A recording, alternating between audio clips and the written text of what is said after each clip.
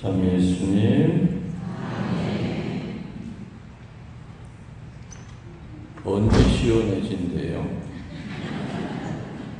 우리 할머니들 기도하다가 응답 좀 받으셨을 거 아니에요?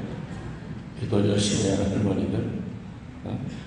난 아무리 물어봐도 답이 없네. 또 태풍 오게 해달라고 나 기도해 본 적 나 또 처음이에요. 근데 그 태풍도 어디로 갔어요? 중국으로 건너갔대. 참, 온 땅덩어리가 이게 지금 그냥 감아서 끓듯이 끓으니, 옆에 보면 인간들이 만들어 놓은 결과죠.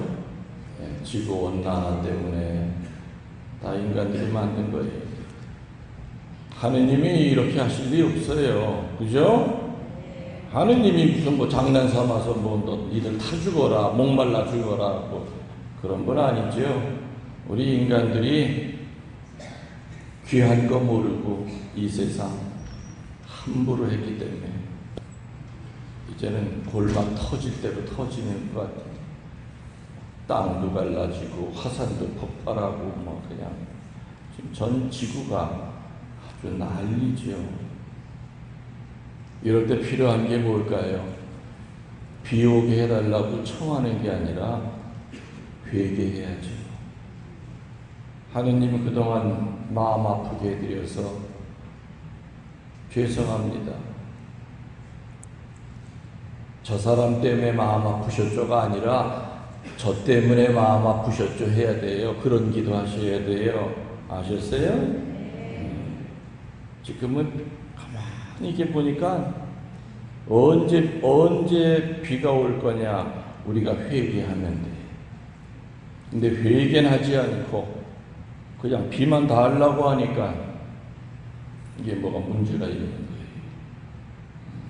우리가 이렇게 땅덩어리 이렇게 잘 돌보지 못해서 이렇게 함부로 온 지구가 다 쓰레기로 만들고 나무는 다 베어버리고 죄송합니다 라고 먼저 회개의 기도를 해야죠. 또 옛날에 비가 오면 임금은 산에 올라가서 뭐 했습니까? 기우제가 뭐예요? 이 어리석은 임금에게 벌을 주시고 우리 백성들 굶지 않게 비 좀 내려주셔서 곡식 좀 자라게 해주세요. 벌을 주시려면 이 임금에게 주시오 그런 거예요. 나도 여기 산에 올라가서 할 거예요. 여러분들 아세요? 2000년 동안 성화 가운데서 제일 많이 그려진 그림이 뭔지 아세요? 성화 가운데 제일 많이 그린 그 그림의 내용이 뭔지 아시냐고? 십자가는 화가마다 다 그렸어요. 그림 그릴 줄 아는 사람은 다 옛날 중세시대 때부터 십자가는 다 여러 가지 모습으로 그렸죠. 두 번째로 많이 그린 성화가 뭔지 아세요? 성모님 얼굴이에요. 성모님 얼굴. 그리고 그림을 그리는 사람은 딱 한 사람이고 그 그림 딱 한 장인데 그 그림이 전 세계 제일 많이 퍼져 있는 그림이 뭔지 아세요?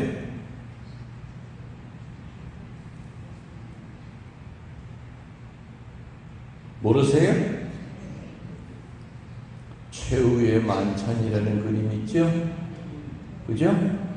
최후의 만찬. 하긴 옛날에는 이발소 가도 보면 다 붙어 있었어. 이발소마다 붙어 있고 집집마다 다 붙어 있었어요.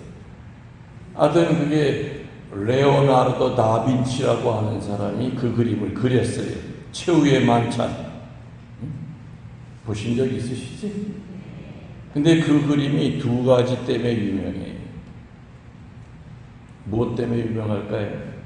첫 번째, 처음으로 원근법을 썼어. 그래서 이렇게 마치 입체적으로 이렇게 최후의 만찬 그 뒤쪽에 배경이 보면 이렇게 평면이 아니라 뭔가 멀리 가까이서 멀어지는 그 원근법을 처음 쓴 게 최후의 만찬 그림이라 유명해요. 또 두 번째 유명한 거 뭔지 아세요? 우리 해설하는 형제님. 뭐가 유명해요? 왜 유명할 것 같아요?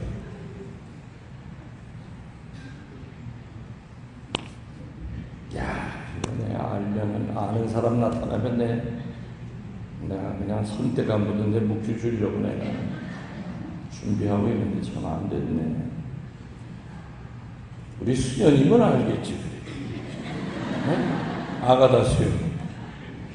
그 그림이 왜 첫 번째 원근법, 두 번째 왜 유명해요?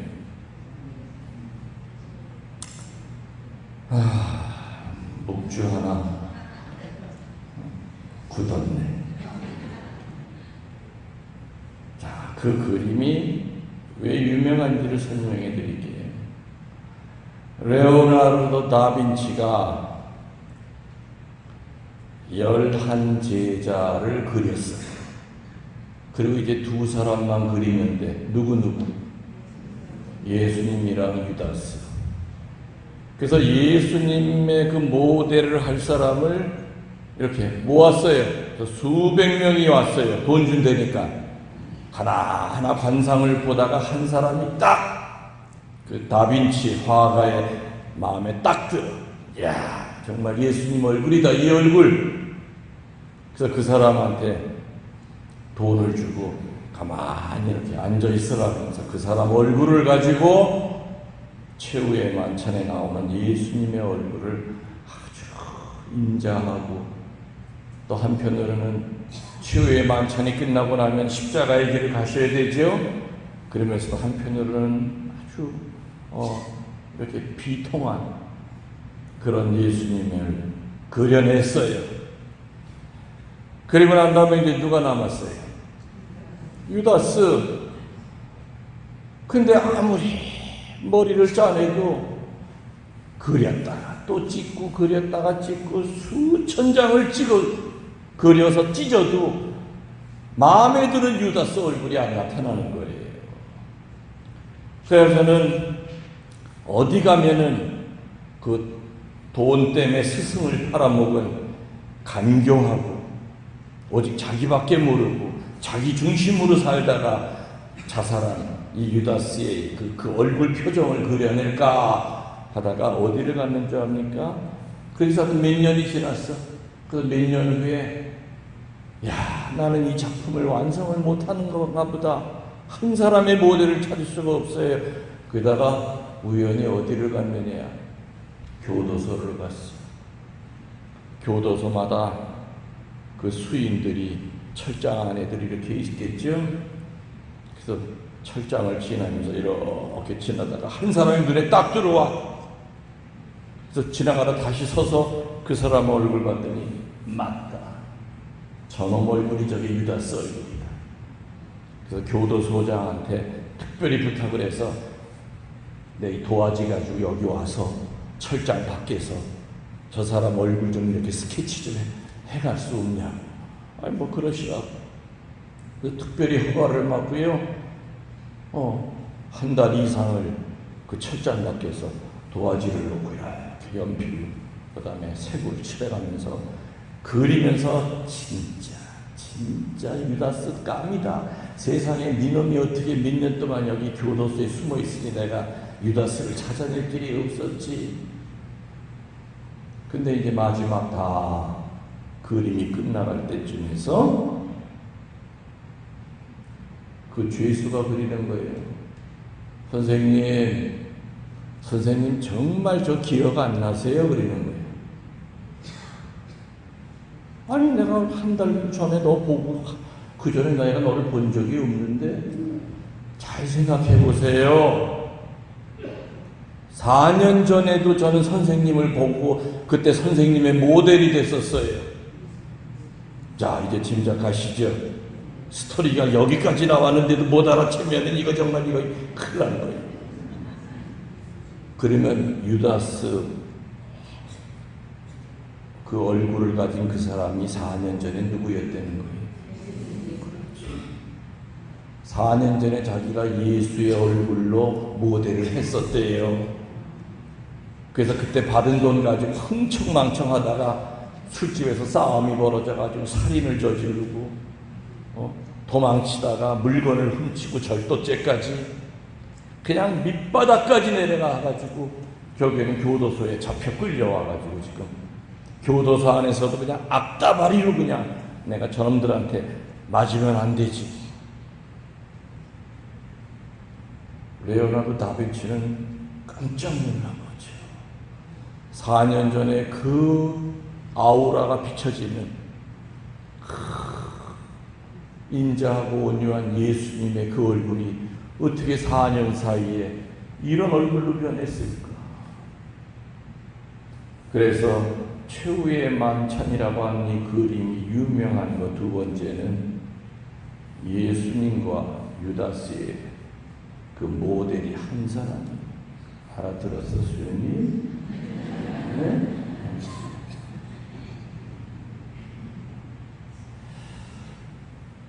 예수님의 얼굴을 했을 때는 정말로 삶 자체도 아름다웠다고 그래요. 그러다가 죄의 구렁텅이에 빠지면서부터 사람이 죄를 짓기 시작하면 제일 먼저 변하는 게 어느 쪽이에요? 손이 변해요? 발이 변해요? 뒤통수가 변해요? 귀때기가 변해요? 아니면 얼굴 전체가 변해요? 그 중에서 특히 눈이 바뀌어요. 한이 맺혀 있는 사람의 눈은 보면 표시가 나요. 갑자기 또 눈 관리들 하기 시작하시는데 또 갑자기 이쁘게 보이게 이쁘게 반짝반짝거리십니까? 또 갑자기 어차피 다 본 건데. 예수님의 눈을 갖고 있다가 죄 속에 헤매고 나니까 그 간교한 유다스의 눈으로 바뀌는 얼굴 전체가 다 찌그러지고 일그러지고, 어쩌면 이게 우리들의 모습일 수 있습니다. 천국에서 살다가 갑자기 지옥에서 살고, 그렇죠? 아침에는 기분 좋게 하루를 시작했는데 누가 그냥 염장 지르는 말 한마디에 갑자기 얼굴 보니까 그냥 갑자기 거울 안에 마귀 한 마리가 들어가 앉아있나 할 정도로 순식간에 예수님의 얼굴에서 유다스의 얼굴로 바뀌는 건 한순간에 바뀌어요. 그건 누구나. 그거를 안 바뀌게 하는 걸 우리는 인격이라고 해요. 저분 참 인격이 있는 분이다. 근데 인격이 없는 사람들은 손바닥 뒤집었다.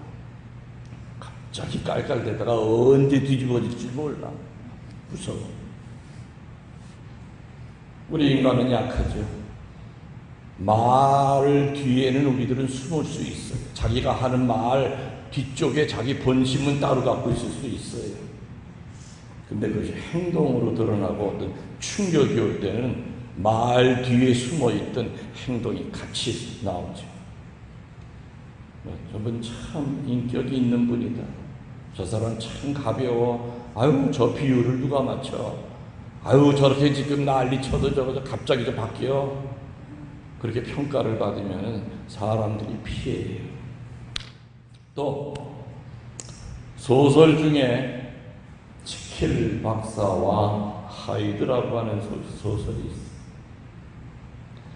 낮에는 인수를 펴는 의사로 온 동네 사람들의 신망을 한 몸에 받고 있는 이 지킬 박사는 밤만 되면은 자기가 만든 요상한 약을 먹고 괴물로 바뀌어요. 그래서 온갖 못된 짓을 하는 하이드라고 하는 사람으로 변한다는 얘기죠. 어찌 보면 최후의 만찬에서 예수님의 모델과 유다의 모델이 같고, 지킬 박사와 하이드가 극과 극의 삶을 살아간다고 하는 이 예는 우리들이 가지고 있는 이중성을 얘기하는 걸 겁니다. 심리학자는 이러한 인간의 이중성을 본능과 초자라고 얘기합니다. 또 어떤 성인은 천사와 동물의 중간적인 존재이다 보니까 그럴 수밖에 없다. 여하튼 누구나 두 개의 얼굴을 가지고 살아갈 때가 많습니다. 그리고 이 둘은 항상 다툽니다. 싸웁니다. 사도 바울은 이 두 가지 생명을 육과 영으로 구분하면서 육체에 따라 살아가는 사람은 그 육체가 썩으면 같이 멸망할 것이고, 영에 따라 살아가는 사람은 영원한 삶을 산다고 하면서 육에 따라 옛사람을 버리고 새 사람이 되도록 오늘 이 독서에서 강조하십니다. 그래서 오늘 바오로 사도는 뭐 어떤 얘기를 하십니까? 성령을 슬프게 하지 마십시오. 누구를요? 성령을 슬프게 하지 마십시오. 모든 원한과 격분과 분노와 폭언과 중상을 온갖 악의와 함께 내버리십시오. 너그럽고 자비롭게 사람들을 대하십시오. 오늘 빵의 기적을 보고 유대인들은 환장했습니다. 한마디로 세상에 어떻게 빵 5개와 물고기 2마리를 가지고 그 많은 사람을 먹여. 그래서 지난주 복음은 뭐였습니까? 쫓아다니는 거예요. 쫓아다니면서 뭐라고 그래요? 더 큰 기적을 보여달라고, 더 자극적이고 더 짜릿하고 더 감각적인 기적을 보여달라고. 그래서 지난주에 바로 그런 사람들을 뭐라고 내가 얘기했죠? 기적 중독자들. 다른 말로 은총 못 느끼는 은총의 불감증 환자들이라고 얘기했어요. 그 어마어마한 기적을 보고 난 다음에 이제 간이 배 밖으로 나온 겁니다. 그거 가지고 양이 안 차는 거예요. 아마 이 사람들이 얘기했던 가장 큰 기적은 뭐겠습니까? 로마 군인들 사그리 다 죽이고 당신이 왕으로 되는 거. 유대인들은 육체의 길을 따르는 무리들이었습니다. 그들은 더 편하고 안락한 생활에만 집착해서 더 많은 기적을 요구하는 기적 중독증 환자로 자기도 모르게 변해 있었어요. 그저 은총만 달라고 하는 이미 와 있는 은총을 발견 못하고, 빵을 주신 분은 쳐다보지 않고 빵만 가지고 살아가는, 빵에다가만 더 집착하는 은총 불감증 환자가 되어 있었습니다. 그래서 그들에게 기적을 주시는 분이 누구냐 하는 건 별 의미가 없었습니다. 그리고 왜 이런 기적이 우리들 앞에 일어나느냐 하는 기적의 의미도 유대인들에게는 별 아무 의미가 없었습니다. 아랑곳 없었습니다. 영의 사람은 기적 뒤에 숨어있는 하느님의 목소리를 듣습니다. 아멘. 아침에 눈이 떠지는 것도 기적이요, 이 자리에 와서 미사 드리는 것도 기적이요, 내가 내 입으로 그 거룩한 성체를 정할 수 있는 것도 기적입니다. 영적인 사람은 나를 통하여 매일매일 일어나는 그 기적의 뒤에 숨어있는 하느님을 보고 하느님의 목소리를 듣습니다. 예수님은 이렇게 얘기하셨죠. 내가 기적을 통해서 준 이 빵은 잠시 배고픔을 달랠 뿐이지만 영원한 빵은 아니다. 내가 바로 하늘에서 내려온 생명의 빵이다. 그러나 육신의 빵만을 쫓아다니는 그들에게 이 말 뜻이 전에 진리가 없었습니다. 제자들조차도 뭐라고 얘기합니까? 이렇게 말씀이 어려워서야 누가 알아들을 수 있어 하면서 제자들끼리도 수근수근 됩니다. 뭔 말인지 못 알아듣겠다고. 지금 급한 건 지금 빨리 기적을 빨리 보여드리는 건데 왜 엉뚱한 얘기를 하실까? 인간은 자기의 지식이나 재주를 가지고는 결코 하느님의 이의를 알아챌 수가 없습니다.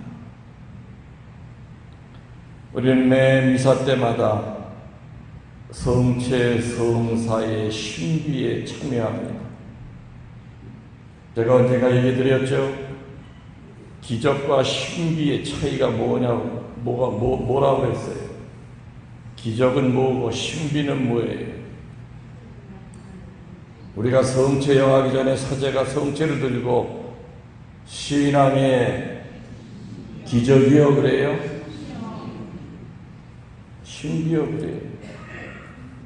성체 성사 끝나고 나면은 제일 먼저 사제가 하는 게 포도주까지 피로 만들고 난 다음에 그 다음에 신자들한테 하는 첫 번째 말이 신앙의 신비요 그러지 신앙의 기적이요 라고 하지 않아요. 기적보다 훨씬 위의 것이 신비입니다. 기적은 성당 안 다니는 세상 사람도 그 사람들 앞에서 기적이 일어나면 믿어요. 그러나 신비는 신앙이 있어야만 믿는 거예요. 기적은 뭡니까? 암 환자가 암이 났어. 기적이죠. 다리 짧았던 사람이 다리가 똑같아졌어. 이거는 과학적으로 검증이 돼요. 기적이 일어나기 전과 후가 눈으로 과학적으로 수학적으로 검증이 되는 게 기적이지만 신비는 똑같아요. 전과 후가. 이거 지금 축성되기 전이죠? 그냥 밀가루예요. 맞죠? 밀가루예요. 성체 성사가 일어나고 난 다음에도 똑같이 밀가루예요. 그렇지만 이 안에 누가 들어가겠어요? 예수님. 다르죠. 그 때문에 검증이 안 돼요. 현미경을 갖다 봐도 밀가루 조직일 거예요. 그래서 기적보다 훨씬 더 신앙이 있어야 받아들일 수 있는 게 신비예요. 세상 사람들은 기적을 요구하지만 우리들은 신비 안에 살아요. 1608년 5월 24일 아주 날짜까지 정확히 기록으로 남아있어요. 1608년 5월 24일 스위스 국경에서 가까운 파메르니 대수도원에서 성령 강림절을 맞이해서 3일 동안 성체를 이 제대 위에 이렇게 현시해 놓고 있었어요. 그리고 초를 3개, 6개를 이렇게 놓고. 그런데 어느 날 이 초를 두 번째 날인가 초를 관리를 못해가지고 촛물이 떨어지면서 이제 밑으로 이렇게 초가 작아지면서 촛불이 어디에 붙었느냐? 이 제대포에 붙은 거예요. 불이 활활 타겠죠. 순식간에 제대포가 타면서 가운데 모셔져 있는 성강 쪽으로 잡아먹듯이 불길이 예수님 쪽으로 다갔을 때 상상도 못할 일이 벌어진 거예요. 성체를 담고 있는 그 성강이 공중으로 떴어요. 그 불길을 피해서 공중으로 쫙 떠올랐어요. 그 상태로 34시간 동안을 떠 있었는데 그 34시간 동안에 약 10,000명의 사람들이 왔었대요. 그거를 보러. 그리고 혹시 여기랑 요거 사이에 뭐 다른 거 이렇게 뭐 있나 하고선 실 가지고도 이렇게도 해보고 이렇게 해보고 33시간 동안 성체를 모시고 있는 그 성강이 제단 위에 떠 있었대요. 10,000명 이상이 그 광경을 보고 무릎을 꿇고 눈물을 흘리고 통회하고 그때 당시가 어떤 시대였느냐? 칼빈파, 루터파들이 스위스에서 천주교 신자들을 강제로 막 끌어들이고, 많은 천주교 신자들이 루터교로 가고 칼빈교로 가고 하던, 그리고 성체를 근본적으로 부정을 했습니다. 칼빈파와 루터파에서는. 그러던 혼란한 시절이었어요. 그때 그 성체가 공중에 떠 있는 것을 수많은 루터파 신자들이 와서 보고 다시 회개하고 다시 천주교로 다시 돌아왔죠. 33시간 후에 신부님이 그 밑에다가 제단은 까맣게 탔어요. 다 숯덩어리처럼 까맣게 탔 그 제단 위에다가 하얀 미사포를 딱 펼쳐놓으니까 33시간 만에 공중에 떠있던 그 성광은 조용히 내려오면서 그 성체포 위에 그대로 멈췄죠. 가톨릭 2000년 동안 성체에 대한 모독이라든지 교우들이 성체에 대한 신심이 약해질 때마다 하느님께서는 성체에 대한 신비와 기적을 보여주셨어요. 2000년 전, 1600년 전 바로 그 수도원에 있었던 그 성광 안에 들어있는 그 예수님의 성체를 이제 잠시 후에 여러분들도 여러분의 혀로 영하실 거예요. 맞죠? 맞아요. 혀로 영하는 순간 여러분들은 성광이 되시는 거예요. 예수님을 현시하는 또 하나의 성광이 되고, 움직이는 감실이 되고, 걸어다니는 감실이 되고, 10달 동안 성모님을 태중에 모시고 살았던 또 하나의 성모 마리아가 되시는 거예요. 그 거룩한 몸에서 어찌 남을 험담하는 독설이 나올 수 있고, 어찌 예수님을 모시고 살아가는 그 몸뚱아리를 가지고 죄를 짓고 살아갈 수 있겠는가? 그래서 우리들은 죄가 우리를 유혹할 때마다, 악마가 우리를 자꾸 어둠으로 끌어들일 때마다 나는 주님의 거룩한 성체를 모시고 있는 성광이요, 그리고 움직이는 감실이라고 하는 것을 본인에게 자꾸 강조하세요. 너 그 죄에 떨어지면 안 돼. 너는 성체를 모시고 있는 감실이야.